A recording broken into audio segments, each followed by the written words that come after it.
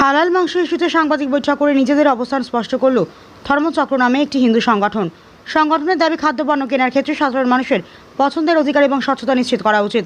রবিবার রাত 8:30টায় দুর্গাপুরের কনিষ্ক এলাকায় আয়োজিত সাংবাদিক বৈঠকে সংগঠনের নেতা দীপ ঘোষ বলেন, বাজারে বিক্রি হওয়া মাংস অন্যান্য খাদ্যপণ্যে হালাল বা নন হালাল সংক্রান্ত তথ্য স্পষ্টভাবে উল্লেখ থাকা প্রয়োজন। তার দাবি, এতে ক্রেতারা নিজেদের পছন্দ, বিশ্বাস, প্রয়োজন অনুযায়ী সিদ্ধান্ত নিতে পারবেন। সংগঠনের পক্ষ থেকে আরও জানানো হয়, বিষয়টি নিয়ে সাধারণ মানুষের মধ্যে সচেতনতা বাড়াতে এবং প্রশাসনের দৃষ্টি আকর্ষণ করতে আগামী দিনে বিভিন্ন কর্মসূচি নেওয়া হবে। পাশাপাশি সরকারের কাছে স্মারকলিপি জমা দেওয়ার পরিকল্পনার কথা জানানো হয়। প্রয়োজনে বৃহত্তর আন্দোলনের পথে যাওয়ার ইঙ্গিত দেন সংগঠনের নেতারা। দুর্গাপুর থেকে নিমাই দাসের রিপোর্ট, জামালপুর নিউজ লাইভ। আপনাদের কাছে অনেক অনেক সশ্রদ্ধ প্রণাম রাখছি, ভালোবাসা। আজকের দিনের যে প্রেস মিটের মূল বিষয়টা ছিল, সেই প্রেস মিটের জন্য আমরা অপেক্ষা করেছি আপনাদের কাছে সামনে আসার জন্য। একটি বিশেষ কারণবশত আমরা সমাজের একটা সমস্যা বারবার চোখের সামনে ভেসে উঠছে, যেটা নিয়ে আপনাদের সামনে আপনাদের মাধ্যমে সমাজকে কিছু বার্তা দেওয়ার জন্য আপনাদেরকে আজকে ডেকে এনেছিলাম বা আপনাদের কাছে আমরা পৌঁছিয়েছিলাম। আপনারা এসেছেন, আমরা সত্যি কৃতজ্ঞ। বিগত বেশ কয়েক বছর ধরে আমরা দেখছি বিভিন্ন অংশে আমাদের শহরের বাইরে যে মাংসের দোকানগুলি আছে, সেগুলিতে কোনো বোর্ড ব্যবহার করা হয় না। যদিও আমরা জানি এই মাংস যারা কনজিউম করেন তাদের মধ্যে হিন্দু, মুসলমান এবং সব রকমের মানুষই আমাদের এই শহরগুলিতে আছে। হিন্দু এবং মুসলমানের খাদ্যাভ্যাস এক নয়, আমরা সকলেই জানি, এবং তাদের পছন্দটাও এক নয়। মুসলমানের জন্য হালাল এবং হিন্দুদের অর্থাৎ আমাদের জন্য হালাল নয়, যেটা ঝটকা বা বলির মাংস। কিন্তু আমরা যে সমস্যা দেখতে পাই, কোনো মাংসের দোকানেই আমরা ঠিক মতন বোর্ড দেখতে পাই না। যে বোর্ডগুলো মানুষকে সচেতন করতে পারত হালাল না ঝটকা, এই বিষয়টা মানুষের কাছে অন্ধকার রেখে দেওয়া হয়। বহু মানুষ আমাদের কাছে আক্ষেপের সুরে পরে জানিয়েছেন, কেনার পরে বা খাবার পরে, কনজিউম করার পরে মানুষ জানতে পেরেছেন যে ওটি ঝটকা নয়। সুতরাং আমরা কিন্তু এই সমস্ত মাংসের দোকানগুলির কাছে আমরা আবেদন রাখছি আপনাদের মাধ্যম দিয়ে, তারা যেন আগামী 15-20 দিনের মধ্যে নিজেদের সাইনবোর্ডগুলিকে কমসে কম রেডি করে নেন। এই আবেদন যে সমাজের জন্য কাজ করবে এটা আমরা জানি, কারণ একজন মানুষ যে ক্রেতা, তার অবশ্যই অধিকার আছে যে জিনিসটা তিনি কিনছেন বা খাচ্ছেন সেটার সম্বন্ধে সম্পূর্ণ তার নলেজ থাকা।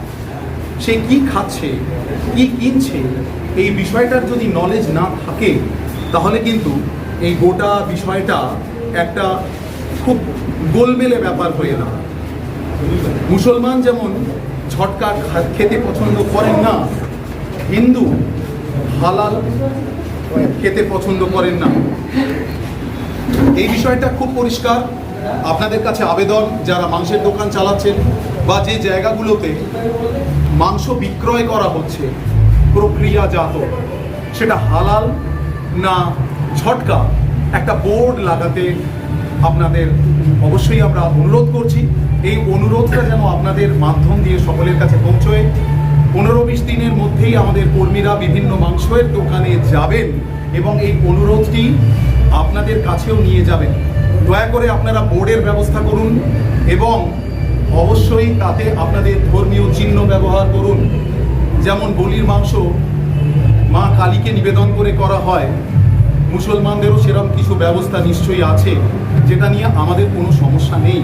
কিন্তু অন্ধকারে যেন রাখা না হয়, আমরা এটি বারবার করে আপনাদের মাধ্যম দিয়ে আবেদন রাখছি। অবশ্যই কিছু ফুড শতাংশ, যে শতাংশের মানুষ যে আমাদের এই অঞ্চলগুলোতে বাস করেন, সেখানে হালাল সার্টিফিকেশনটা কি আদৌ প্রয়োজন আছে? 70% হিন্দু দেশে বা এই অঞ্চলগুলোতে হালাল সার্টিফিকেশন কাদের জন্য বিক্রি হয়, সেটার জন্য তো খুব অল্প কিছু একটা ব্যবস্থা করে দিলেও হয়। হালাল সার্টিফিকেশনটা আমি খাবো কেন? কারণ হালাল সার্টিফিকেশন আমাদের জন্য একদম নয়।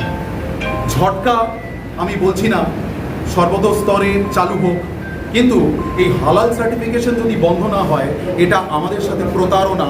অবশ্যই বহুজাতিক সংস্থাগুলি এটা আপনাদের মাধ্যম দিয়ে যেন জেনে যান।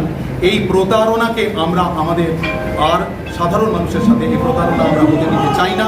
আমরা কিন্তু আপনাদের কাছে এই বার্তা এনে নিতে চাইছি। না, গভর্নমেন্টকে আপনারা লিখিতভাবে অভিযোগ এটা নিয়ে জানাবেন। যে দাবিগুলো করছেন এগুলো দেখার কথা তো পুরসভা অথবা রাজ্য সরকারের। আর এই দাবিগুলো কার কাছে? পুরসভা তো এখন ভোট নেই, স্টেট গভর্নমেন্ট তো আপনাদেরই।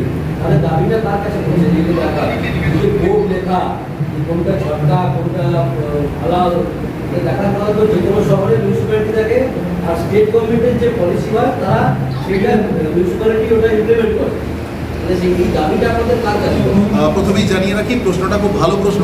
আপনাদের সরকার অবশ্যই আমাদের, কারণ 70% হিন্দুর ভোটে যখন একটি সরকার এসেছে, নির্বাচিত হয়েছে এবং আমরা একটি হিন্দু সংগঠন, আমাদের সরকার অবশ্যই আমাদের সরকার। কিন্তু আর একটা কথাও আপনাদের জানিয়ে রাখি, এটা জানলে অবশ্যই আপনাদেরও ভালো লাগবে। আমরা কিন্তু হিন্দু সংগঠন, আমরা কখনোই একটি রাজনৈতিক সংগঠন নই। তাই আমাদের আবেদন অবশ্যই যে সরকার পক্ষ আছেন সেই সরকার পক্ষের কাছে আমাদের আবেদন থাকবে। এই দাবিটা কিন্তু সরকার এবং যখন পৌরসভার যে চেয়ারম্যান বা বোর্ড আমাদের তৈরি হবে, এই বোর্ডগুলো কিন্তু সমস্ত জায়গায় এই বোর্ড কিন্তু অবশ্যই দেখবেন। তার কারণ আগামী দিনে আশা করি আমাদের সেন্টিমেন্টের খেয়াল রাখা হবে। সরকারকে আমরা অবশ্যই চিঠি, খুব দ্রুত আমাদের দ্রুততার সাথে এই চিঠি আমাদের যাচ্ছে, আমরা জানিয়ে দিচ্ছি এই অনুষ্ঠানের পরেই আমাদের চিঠি যাবে। এবং আজকের দিনে আমাদের সাথে যারা আছেন, আমার মনে হয় কিছু অংশে আমরা আরও কিছু কথা বলতে চাই, যেমন মেজরিটি, মাইনরিটি, এই শব্দগুলো ফার্স। কারণ মাইনরিটি, কাকে মাইনরিটি বলবো? মাইনরিটি মানে কি শুধুমাত্র ধরুন আমি 51%, আপনি 49%, আপনি মাইনরিটি? তাহলে একটি বাচ্চা যখন 18 থেকে 19 বছর হয়, সে তখন আর মাইনর থাকে না কেন? তাহলে এই মাইনরিটির মাপকাঠি কোথায়? আমরা সরকারের কাছেও এটি জানার জন্য আবেদন অবশ্যই রাখব এবং সরকার নিশ্চয়ই যত্ন নিয়ে এটি ভাবনা চিন্তা করবেন। এই মাপকাঠিটা কোথায়? মেজরিটি আর মাইনরিটির মাপকাঠি কোথায়? মাইনরিটি তো তারা যারা আমাদের শিখ ভাই, মাইনরিটি তো তারা যারা আমাদের বৌদ্ধ, আমাদের জৈন ভাইরা আছেন, তারা সত্যি মাইনরিটি। কিন্তু যারা 40%, নিয়ার অ্যাবাউট 30%, 34%, 35%, কোথাও 60%, মোর দেন 60%, এটা কি মাইনরিটি? অবশ্যই মাইনরিটি নয়। তার কারণ আমরা জানি কাকে মাইনরিটি বলে। আপনারা কিন্তু এই বিষয়টিরও খেয়াল রাখবেন। আমরা মাইনরিটি বলতে যেটা বুঝি তার একটা পরিকাঠামো বা একটা ডেফিনেশন এবার পরিষ্কারভাবে আমাদের সামনে আসা উচিত। কোনো প্রশ্ন মানবে না, সেক্ষেত্রে কি আপনারা জনস্বার্থ মামলা করবেন বা কীভাবে আইনি প্রশাসনের পদক্ষেপ নেবেন?